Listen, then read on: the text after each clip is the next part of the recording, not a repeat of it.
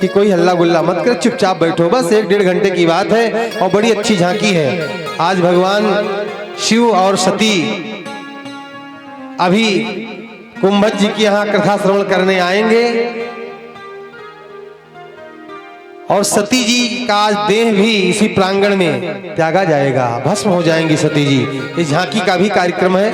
वैसे मैं कभी झांकी नहीं रखता हूँ कार्यक्रमों में, लेकिन हमारे जो बालकगण हैं ये कमेटी वाले ये बोले महाराज झांकी जरूर रहेगी गांव में हमारे, तो झांकी बुलाई गई है। तो भाई झांकी वाले आए हैं तो उसका भी लाभ लेना है, झांकी का भी दर्शन करेंगे सगुण। अभी देखो सती जी इसी प्रांगण में अपने शरीर का त्याग करेंगी, कैसे ये झांकी है। तो आइए 2 बार भगवान का पावन नाम। जय सिया राम, जय जय सिया राम, बोलो सभी बोलो सिया राम, जय सिया राम, जय जय सिया राम, जय सिया राम, जय जय सिया राम, जय सिया राम, जय जय सिया राम, सिया राम, जय जय सिया राम। जय जय जय हनुमान गोसाई, जय जय हनुमान गोसाई, कृपा करहु गुरु देव की नाई, करहु गुरु देव की नाई, मंगल भवनी अमंगल हारी, मंगल भवन अमंगल हारी, उमा सहित जही जपत पुरारी, माँ सहित जही जपति पुरारे। अब प्रभु कृपा करो यही भांति, प्रभु कृपा करो यही भांति, ओ सब तज भजन करो दिन राती, तज भजन करहु दिन राति। नोएडा में कथा चल रही थी और यही चौपाई हम गाए कि सब तज भजन करो दिन राती। अब प्रभु कृपा, एक चौपाई महामंत्र है, सज्जनों ध्यान दीजिएगा। रामायण की एक चौपाई महामंत्र है, जिसके कान में एक चौपाई पड़ती है, जान लो एक महामंत्र उसके हृदय में हृदंगम हो रहा है। तो यही चौपाई हम अलापे कि अब प्रभु कृपा करो यही भांति और सब तज भजन करो दिन राती। वैसे एक अधर्मी पीछे बैठा था, दौड़ता हुआ आया मंच के पास, बोला महाराज ये नहीं हो सकता है। हमने कहा क्या? कहना आप बोले कि सब तज भजन करो दिन राती, तो ऐसा भजन किस काम का जो सब तज दे, परिवार तज दे, व्यापार तज दे, कुल तज दे, रिश्तेदारों को तज दे, तो भजन किस काम का? तो हमने कहा भैया ये गोस्वामी बाबा जो चौपाई लिखे हैं सीधे सीधे मत पैरो, ये छोड़ने के लिए क्या कह रहे हैं उसको ध्यान से समझो। बाबा कहते हैं कि सब तज भजन करो दिन राती। क्या तजना है? कुकर्म को तजना है, झूठ को तजना है, मक्कारी को तजना है, गिरा कट्टी को तजना है, पराये धन को चुराने के लिए उसको तजना है। ये सब तजो, कुकर्म को तजो और सत्कर्म को अपनाओ, यही भजन है। जितने कुकर्म हैं इनको त्याग दो, यही भजन है, कल्याण होगा। सब तजी भजनी करहु दिन राती, तज भजन करहु दिन राति। बोलो जय सिया राम, जय जय सिया राम, जय सिया राम, जय सिया राम, जय सिया राम, जय जय सिया राम, बोलो सिया राम, जय सिया राम, जय सिया राम, जय जय सिया राम, सिया राम, जय जय सिया राम। आइए अब श्री राम कथा के द्वारा हम लोग अपने जीवन की व्यथा को, कलमश को दूर करें। कथा ही एक ऐसा साधन है जो जीवन की व्यथा को दूर कर सकता है। सज्जनों, गोस्वामी बाबा कहते हैं कि भव सागरे चह भव सागरे कह पारे जो पावा, भव सागरे चह पारे जो आवा।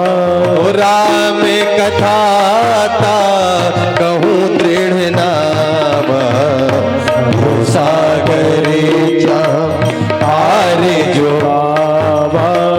राम कथा ता कहूँ दृढ़ नावा, बाबा कहते हैं अगर भवसागर से पार जाना चाहते हो तो उसके लिए राम कथा दृढ़ नौका है। दृढ़ माने मजबूत, मजबूत नाव है, इस पर बैठ जाओ और भवसागर से पार जाओ।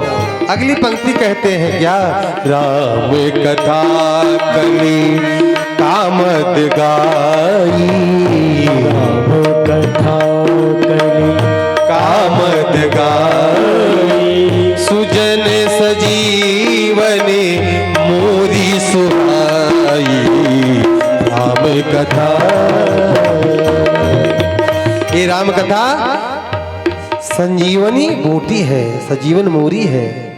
बस कथा प्रांगण में आ जाइए और कान में वो 4 शब्द राम नाम के पड़ जाएं, राम कथा के पड़ जाएं, सारे कलमश दूर हो जाएंगे।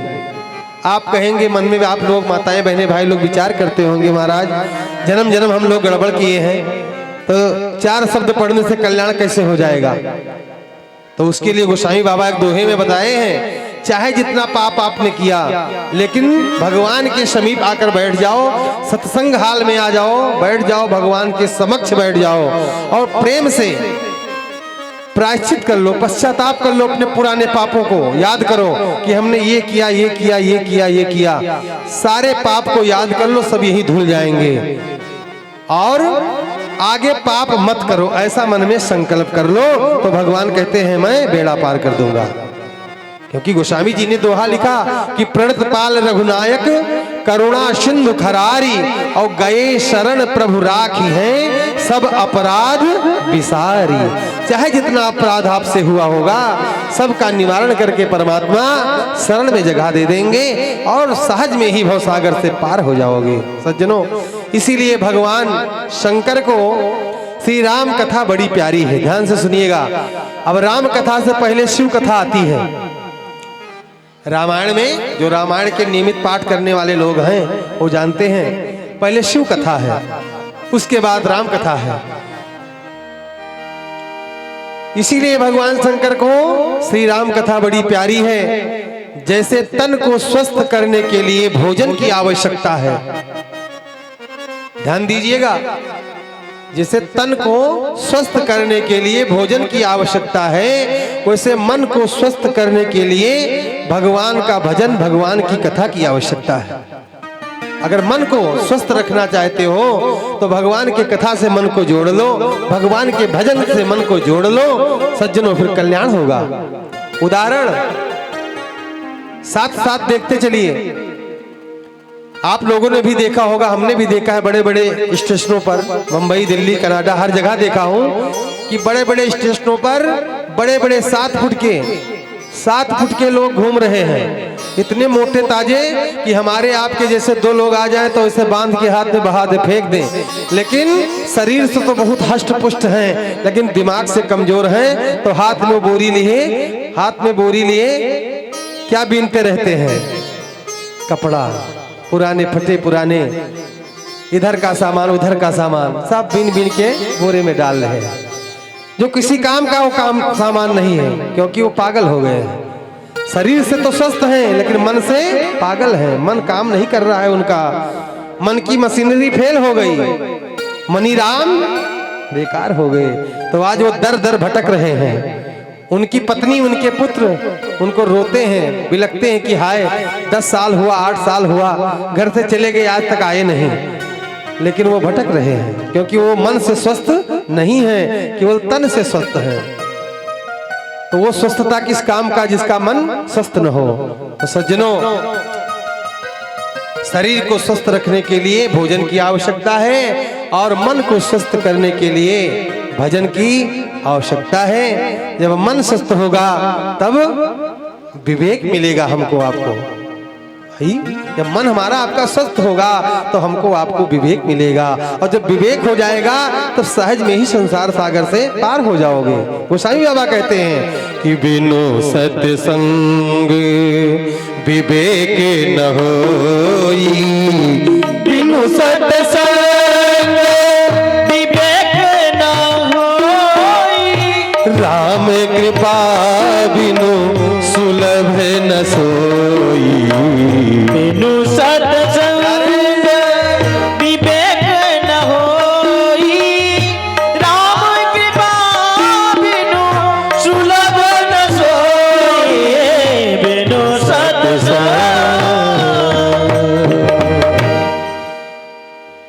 बात समझ में आई कि विवेक कहाँ मिलेगा? सत्संग में। जब तक सत्संग में नहीं बैठोगे, नहीं आओगे, तब तक विवेक नहीं मिलेगा। सत्संग में विवेक मिल जाएगा। जब विवेकवान हो जाओगे तब संसार सागर से सहज में ही पार हो जाओगे। सज्जनों, जब विवेकवान हो जाओगे, एक भक्त भजन गाते हैं, बड़ा प्यारा है, भजन नहीं गाएंगे, आगे चलते हैं कथा में, लेकिन बड़ी प्यारी बात है। सब इसी शास्त्र, इसी रामायण से शब्द लिए गए हैं। अगर विवेकवान हो गए तो क्या होगा कि मन डूबा हुआ तर जाएगा, मन डूबा हुआ तर जाएगा, जब मुख से तू राम नाम गाएगा, जब मुख से तू राम नाम गाएगा। मन डूबा हुआ तर जाएगा, मन डूबा हुआ तर जाएगा, जब मुख से तो राम नाम गाएगा, मुख से तो राम नाम गाएगा, ओ जब मुख से तू राम नाम गाएगा, मुख से तू राम नाम गाएगा। मन डूबा हुआ तर जाएगा, मन डूबा हुआ तर जाएगा, जब से राम नाम ये तो गाएगा, जब मुख से तो राम नाम। तभी तुम संसार सागर से पार जाओगे, जब राम नाम गाओगे। सच बताता हूं, इस राम कथा को गोस्वामी बाबा ने तो बाद में रचा, पहले भगवान शंकर ने अपने मन मानस में इसको रचना किया। चौपाई है कि रच महेश निज मानस राखा, और पाए सुसमय शिवासन भाखा। अपने मन मानस में भगवान देवाधिदेव भोलेनाथ इस राम कथा को रचे, और जो समय आया तो मैया पार्वती के प्रति इस कथा को गाकर सुनाए।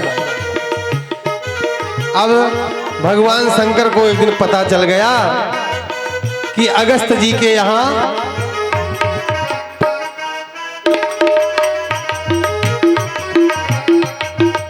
भगवान राम की पावन कथा चल रही है। अगस्त मतलब कुंभज जी के यहाँ।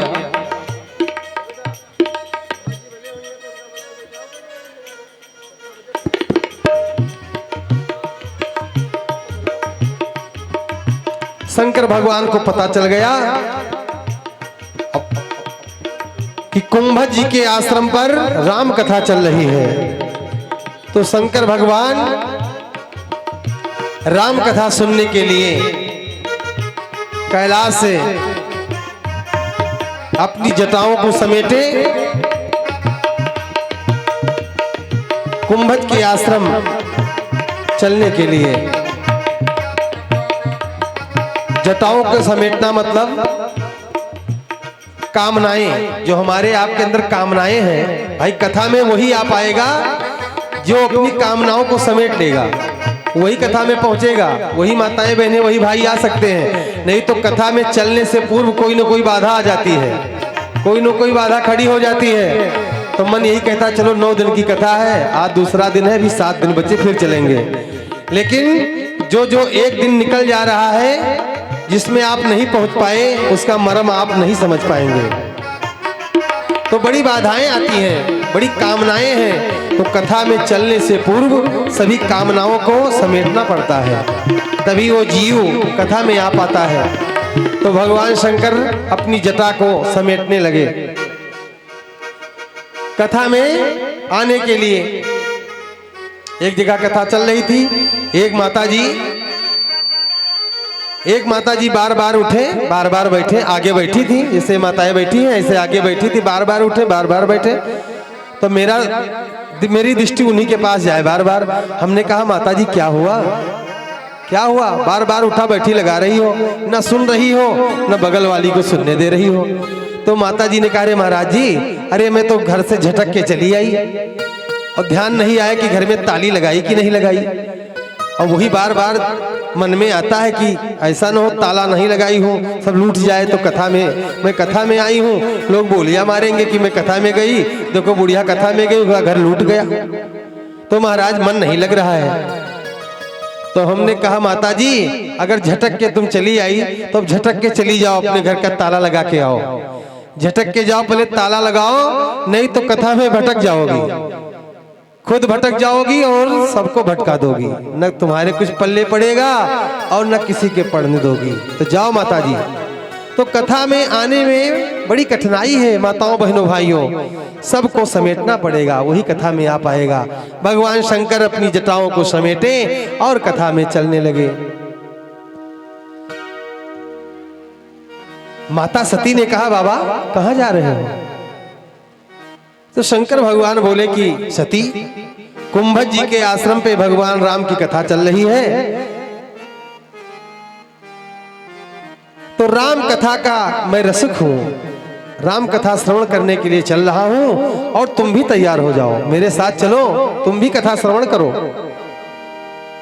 तो माता सती ने कहा कि बाबा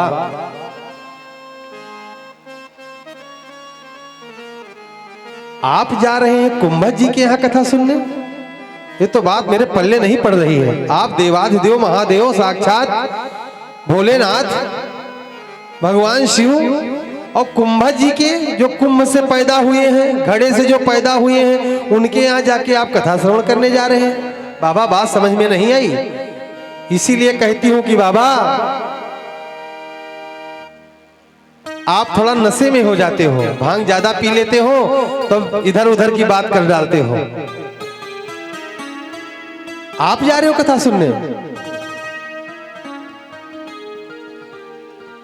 माता सती कहती हैं कि चरित सिंधु गिरजा सोन वेद न पावे पार, आप तो वो हो साक्षात नारायण हो, वेद आपका पार नहीं पा सकता है।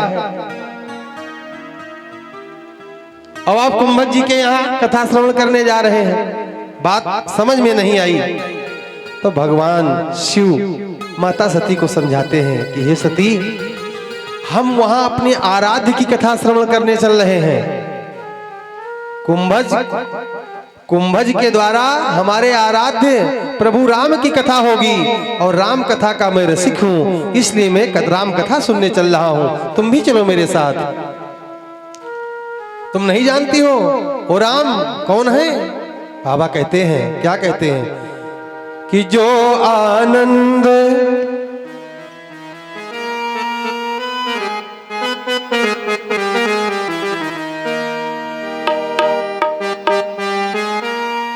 जो आनंद सिंधु सुख राशि, जो आनंद सिंधु सुख राशि, सी करते त्रैलोक सुपासी, सी करते त्रैलोक सुपासी, सी करते त्रैलोक सुपासी।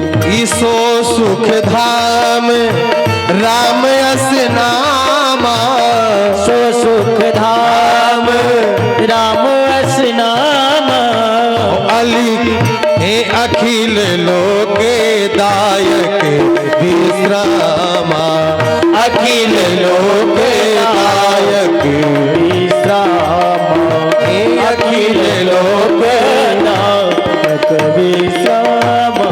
भगवान शंकर ने माता पार्वती माता सती से बोले कि हे सती वो अखिल लोकदायक विश्रामा है, उनकी कथा हम श्रवण करने चल रहे हैं। जो आनंद सिंधु सुख राशि है, जो आनंद के देने वाले हैं, उनकी कथा। सभी समुद्र हरि रूप बिलोकी, एकटक रहे नेकट पर रोकी। भगवान भोलेनाथ माता सती से बार बार कहते हैं कि सती प्रभु राम मेरे आराध्य हैं, जब तक राम कथा में श्रवण नहीं करूंगा मुझे आनंद नहीं मिलेगा, तो मैं राम कथा श्रवण करने चल रहा हूं। कृपा सिंधु बोले मुस्काई, सोई करी जही कर नाव न जाई। बार बार भोले बाबा माता सती से कहते हैं कि उन्हीं पार ब्रह्म परमेश्वर हैं, उन्हीं की कथा श्रवण करने में चल रहा हूं, तुम भी चलो। शंकर भगवान बोले कि हे देवी तुम भी तैयार हो जाओ मेरे साथ। कथा में, क्योंकि पति और पत्नी एक गाड़ी के दोनों पहिए हैं। ध्यान दीजिएगा, सब संदेश है राम कथा के माध्यम से। पति अगर सत्संगी होगा और पत्नी अगर सत्संगी नहीं है तो परस्पर दोनों में विवाद ही रहेगा, कभी पटेगी नहीं। पति कुछ कहेगा और पत्नी कुछ कहेगी। समझने की बात है माताओं बहनों, प्रेम से समझिएगा। कथा का सार है, राम कथा है ये। पति पत्नी दोनों एक गाड़ी के दो पहिए हैं। अब आप विचार करिए, अगर आप गाड़ी से कहीं जा रहे हैं और एक पहिया अगर पंचर हो जाए तो क्या एक पहिए के बल पर गाड़ी चल सकती है? नहीं चलेगी। आए दिन हमारे परिवारों में देखो खटास बनी रहती है।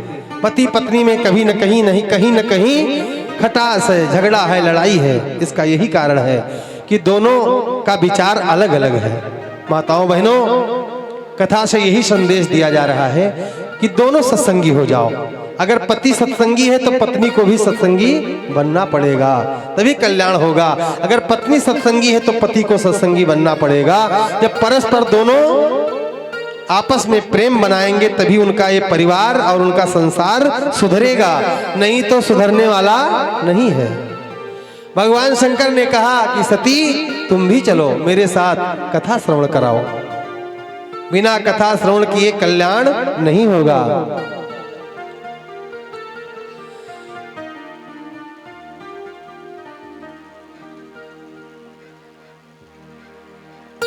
माता सती ने कहा बाबा चलती तो, लेकिन जैसे कहा लेकिन, जैसे भगवान शंकर ने कहा रे सती लेकिन चूंकि परंतु, जिसमें लग गया वो काम बिगड़ेगा ही। जहां लेकिन चूंकि परंतु हुआ वो काम बनने वाला नहीं है। लेकिन कैसा? राम कथा में चलने के लिए लेकिन क्या? चलो। माता सती ने कहा बाबा चलती तो, लेकिन अगर मैं चली जाऊंगी तो आश्रम कौन देखेगा? अरे आप भी चले जाएंगे, मैं भी चली जाऊंगी, तो आश्रम कौन देखेगा? वैसे पड़ा रहेगा। तो शंकर भगवान ने बड़ी अच्छी बात कहा माता सती से कि सती तुम ये बताओ, जब तुम नहीं आई थी, जब मेरे साथ तेरा विवाह नहीं हुआ था, तब इस आश्रम को कौन देखा? तो माता सती ने कहा बाबा ये तो जायज सी बात है, भगवान देखे। तो शंकर भगवान बोले जब तुम नहीं रहोगी तब आश्रम कौन देखेगा?